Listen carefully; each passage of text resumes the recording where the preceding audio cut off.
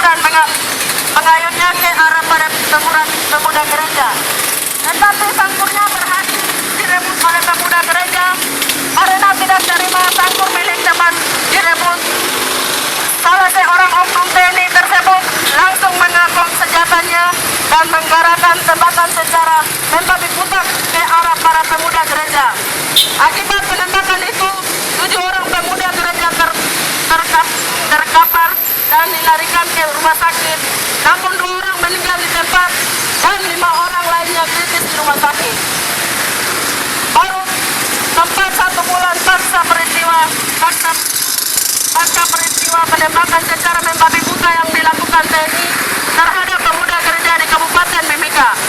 Kejadian serupa kembali terjadi di Kabupaten Mimika pada tanggal 28 September 2015, di mana tanpa alasan dan sebab yang jelas, sejumlah anggota kepolisian Indonesia Resort Mimika kembali melakukan penembakan terhadap 2 orang pelajar SMA yang mengakibatkan salah satu seorang pelajar atas nama Kaleb Pagaus 17 tahun harus meninggal di tempat. Sedangkan salah satu temannya Fernando Sabrofet 17 tahun sedang dalam kondisi kritis dan sedang menjalani perawatan secara intensif di rumah sakit Mimika. Menurut laporan dari para saksi dilakukan kejadian menurut bawah, kedua remaja ini sedang nongkrong, lalu tanpa alasan dan sebab yang jelas, kedua pelajar ini dikepung dan diberondong tentang secara membabi buta oleh aparat polisi hingga mengakibatkan almarhum Kaleb Pagaus tertembak tepat di jantung meninggal dunia. Sedangkan rekannya Fernando terkena tembakan di bagian lengan dan juga pada pangkal paha dekat kemaluan sehingga harus dilarikan ke rumah sakit untuk mendapatkan perawatan.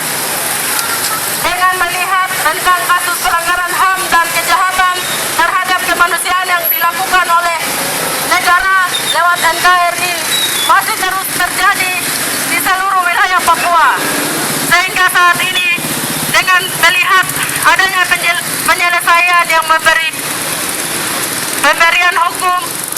pemberian hukuman yang tegas para pelaku kejahatan kemanusiaan dan pelanggaran HAM di Papua sejauh ini, maka solidaritas untuk mahasiswa Papua terus menyatakan sikap mengutuk tindakan brutal aparat TNI Polri dan negara bertanggung jawab atas kejahatan kemanusiaan di Papua dan menuntut pemerintah Republik Indonesia, rezim Joko Widodo dan Yusuf Kala untuk 1. Negara bertanggung jawab atas kejahatan kemanusiaan di Papua. 2. Tuntaskan seluruh kasus pelanggaran HAM di Indonesia, di Papua. 3. Tarik militer, organik maupun non-organik dari seluruh wilayah Papua.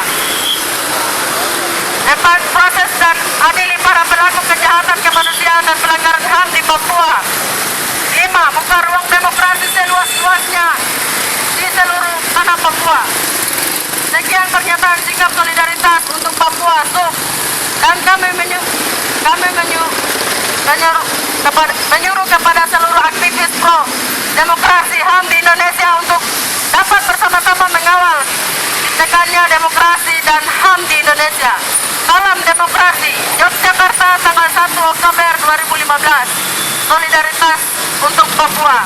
Presiden Komogel.